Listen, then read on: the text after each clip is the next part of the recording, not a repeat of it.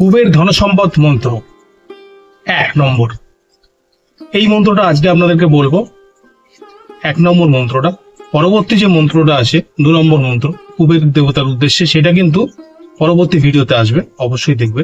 18 October 2025 ধনতেরাসের দিন থেকে এই মন্ত্রটি জপ করা শুরু করবেন। পবিত্র হয়ে শুদ্ধ বসনে ধনতেরাসের দিন সকালবেলা থেকে 108 বার করে এই মন্ত্রটি জপ করতে পারেন। তাতে আপনাদের সুফল অবশ্যই আসবে, অর্থ সংকট কমবে এবং ধনসম্পদ বৃদ্ধি পাবে।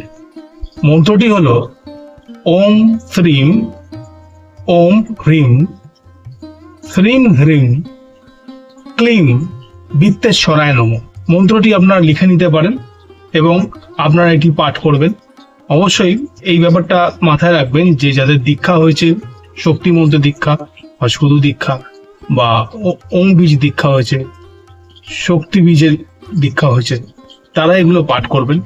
যাদের হয়নি এগুলোর মধ্যে কোনোটাই, তারা শুনবেন, মোবাইলের স্পিকারে চালিয়ে শুনবেন, একাধিকবার শুনবেন, অনেকক্ষণ ধরে শুনবেন, তাতেও অনেক কাজ হবে।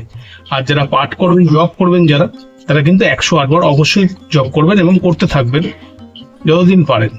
2-1 দিন 4 দিন করলে কিন্তু কোনো কাজ হবে না।